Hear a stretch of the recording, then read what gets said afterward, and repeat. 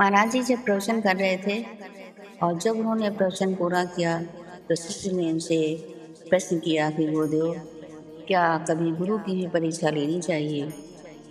गुरु जी ने कहा कि गुरु हमेशा जान कर करना चाहिए कि वो गुरु जो आपको भवसागर से पार उतार सके और स्वयं भी पार हो सके। लेकिन संसार में बहुत सारे गुरु हैं जो कि दीक्षा तो देते हैं, लेकिन शिष्य को भवसागर से पार तक नहीं पहुंचा पाते हैं। इसी पर आधारित एक छोटी सी कथा सुनाता हूँ। हिमालय की पहाड़ी में एक त्रिकालदर्शी संत अपने शिष्यों को शिक्षा देते थे। वो उन्हें समझाते थे कि संसार में मनुष्य का जीवन तभी सार्थक है जब वो ईश्वर को समझें, उसे जानें और उसे देखने का प्रयत्न करें। लेकिन ये सब चीज़ें सत्संग के माध्यम से ही प्राप्त होती हैं, क्योंकि बिना सत्संग के मनुष्य की बुद्धि का विकास नहीं होता, क्योंकि गुरु ही संसार के शिष्यों का मार्गदर्शन करता है, उनके अंतःकरण और प्रकाश को जागृत करता है और उस प्रकाश से वो ज्ञान गंगा में स्नान कर अपने लक्ष्य तक पहुँचते हैं।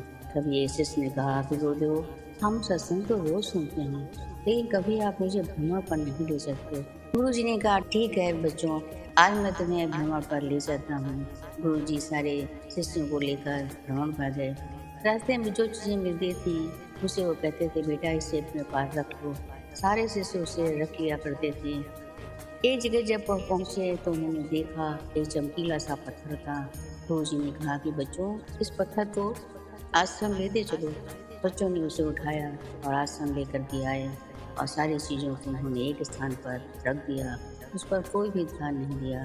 गुरु जी ने कहा कि इतनी सारी चीज़ें मैंने ली, लेकिन बच्चों की समझ में अभी भी कुछ भी नहीं मिला है।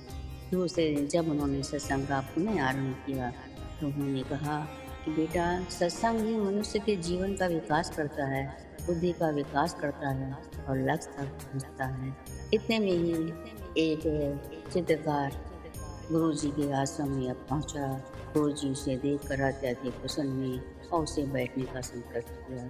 जब वो बैठ गया और सत्संग पूरा हुआ तो गुरु जी से उसने कहा कि गुरुदेव, आप अपने सभी शिष्यों को इतने आनंद के साथ सत्संग सुनाते हैं, उन्हें संसार रूपी सागर से पार जाने का मार्ग दिखाते हैं।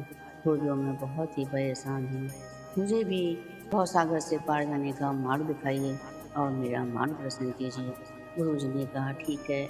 उन्होंने उनको नामदान की दीक्षा दी और समझाया कि देखो, तुम्हें प्रातःकाल रसायन का सुंदर जन करना है, इसके पश्चात तुम संसार जगत के समस्त कार्यों को कर सकते हो और अपनी आवश्यकताओं की पूर्ति कर सकते हो। उसने गुरु जी के चरणों में प्रणाम किया और कहा, हे गुरुदेव, आपके यहाँ जो ये पत्थर रखा हुआ है, क्या मैं इसे ले जा सकता हूँ? गुरु जी ने कहा, हाँ। बच्चों ने तो इसका महत्व नहीं समझा, लेकिन बेटा, अगर तुमको इसका महत्व समझ में आ रहा है तो तुम इसे अपने साथ ले जा सकती हो। ऐसा विचार कर वो चित्रकार उस पत्थर को लेकर अपने घर वापस आ जाता है। यहाँ आकर के उसने गुरु के बताए हुए मार्गदर्शन पर कार्य करना प्रारंभ कर दिया। वो बहुत ही खुशहाली के साथ जीवन व्यतीत करने लगा। चित्रकार सोचने लगा कि गुरु की कृपा से ही मुझे सारी चीज़ें प्राप्त हो रही हैं। जब उसको खाली समय मिलता था तो मूर्तियाँ बनाता था। मूर्तियाँ बनाने में उसकी सारी मूर्तियाँ क्षण भर में बिक जाती थी। वो प्रसन्न हो रहा था कि यानी मैं गुरु के मार्गदर्शन पर चल रहा हूँ और मेरे सारे कार्य पूरे हो रहे हैं।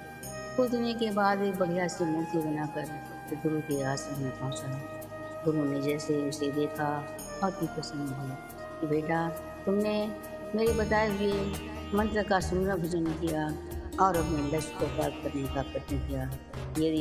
यदि मनुष्य ये सोच ले कि मुझे गुरु के आदर्शों का पालन करना है और अपने लक्ष्य, अपने उद्देश्य को पूरा करना है, तो अवश्य पूरा कर लेता है। उसने कहा, गुरुदेव, मैंने जो कुछ भी अपने आंतरिक ऊर्जा के द्वारा सीखा या जो कुछ भी देखा, वो इतनी सारी मूर्तियाँ मैं आपके लिए बना करके लाया हूँ। गुरु बहुत ही प्रसन्न होते हैं। सारे शिष्य उसमें आ जाते हैं और देख करके कहते हैं, तुमने कितना अच्छा कार्य किया है। गुरु जी ने कहा कि किसी भी कार्य को पूरा करने के लिए बेटा, लक्ष्य, आत्मविश्वास अत्यधिक आवश्यकता होती है। चित्रकार के अंदर आत्मविश्वास के साथ साथ अपने लक्ष्य को प्राप्त करने का उद्देश्य था, इसीलिए उसने इस कार्य को पूरा किया। सारे शिष्य गुरु के चरणों में झुक जाते हैं कि गुरुदेव, मुझसे बहुत बड़ी गलती हुई, मैंने आपके बताए हुए रास्ते को नहीं समझा और ना ही उस पर अमल किया। आज के बाद मैं आपके बताए हुए रास्ते पर चलकर अपने जीवन को सार्थक और सफल बनाने का प्रयत्न करूँगा, मुझे माफ़ कर दीजिए। गुरु जी ने कहा, कभी भी शिष्य से गुरु कभी नाराज़ नहीं होता है। अगर शिष्य अपना लक्ष्य भूलता है तो गुरु से याद दिलाने का प्रयत्न अवश्य करता है। मेरे बच्चों, मेरा आशीर्वाद सदैव तुम्हारे साथ है।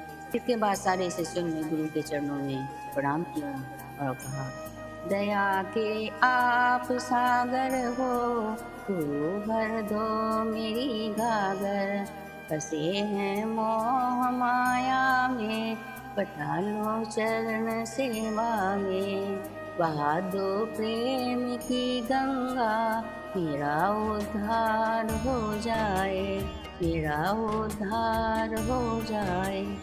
शिल्पकार ये सुनकर बहुत खुश होता है कि गुरुदेव, कितना अच्छा प्रवचन, कितनी अच्छी शिक्षा आपने शिष्यों को दे रखी है। इसके बाद उस चित्रकार ने गुरु के चरणों में प्रणाम किया और गुरु से आशीर्वाद लेकर के वो अपने घर लौट आता है। सारे शिष्य गुरु जी के आदर्शों का पालन करने लगते हैं और गुरु जी अपनी कुटिया में सुमना भजन करने के लिए चले जाते हैं। और यही कहते हैं कि जो शिष्य अपने लक्ष्यों को पकड़ते हैं और अपने जीवन में किसी चीज़ को पाने का प्रयत्न करते हैं तो गुरु के आशीर्वाद से उन्हें सब कुछ प्राप्त हो जाता है। इसके बाद महाराज जी ने कहा कि संसार में रह करके बहुत सारे ऐसे शिष्य हैं जो अपने गुरु के आदर्शों का पालन करते हैं, वही अपने लक्ष्य को प्राप्त करते हैं, लेकिन जो गुरु के बताए हुए रास्ते पर नहीं चलते, इधर उधर भटकते रहते हैं, उन्हें कभी भी लक्ष्य की प्राप्ति नहीं होती। प्रेम से बोलो परम संत श्री ठाकर सिंह महाराज की।